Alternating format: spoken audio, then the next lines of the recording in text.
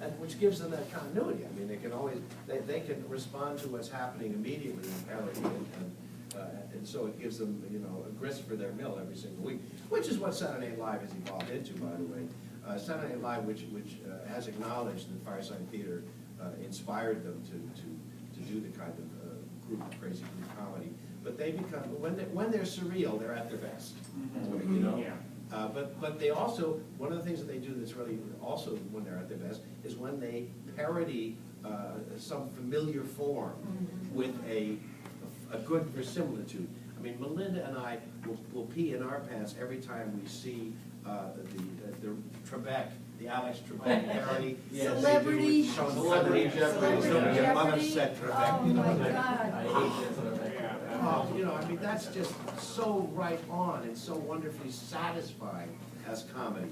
That unlike David, we will put up sometimes with a bad show, hoping for a gem that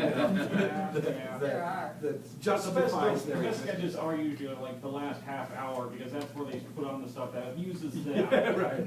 That's right. Or the very beginning, where they sometimes hit the political stuff right on the nose. Wasn't that the heart of the Warner Brothers cartoons, that it had to amuse them in the Acme House? And if it amuses you, if you're sitting there making yourself laugh, it's likely you'll at least make someone else laugh who has the same worldview as you. I'll tell you, a good exercise, again, I'm inspired by what you've written here. And, whoops, are we flatlining? What's going on here? What's on? What's on? Let's see. Oh, it's just a soap opera. Okay.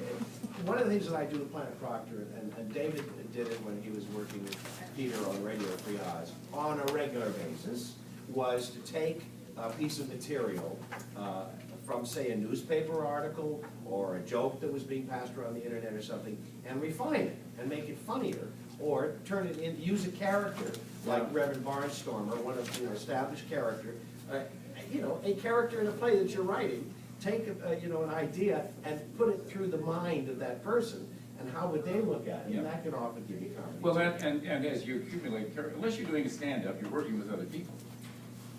So as you're working with other people, you're thinking, what characters do they play? What do they always play? How can I trust, you know, how can I put these words into one of our characters' mouths? Is it appropriate for Ralph Spoilsport to do it? Is it appropriate for Reverend Barnstormer? Or should we think of, if with Peter he had his designer character? Well, that can be very playful once you have that, you know, partnership and that kind of thing going. You establish a repertoire of Yeah, characters. but, But that's what you do when you write a play. Yeah, and about the partnership then too, is that then your writing partner, I guess we're already in collaborative writing here, but your writing partner knows how to feed that character so that that character's point of view in comedy can come out.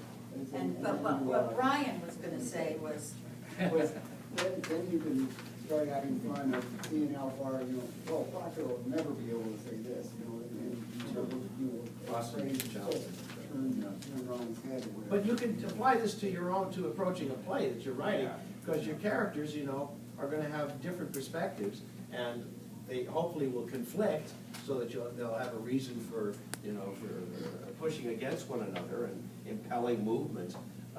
One of them wants to do something, the other one either doesn't want that person to do it or has a different way of doing it, and there you have conflict. And if it's expressed comedically, it could give you, you know, some legs. You have a third person walk in. Yeah, and say, what are you guys fighting about? Yeah, and have to take sides, or there has to be So it's valuable, that kind of experience. Yeah, you know,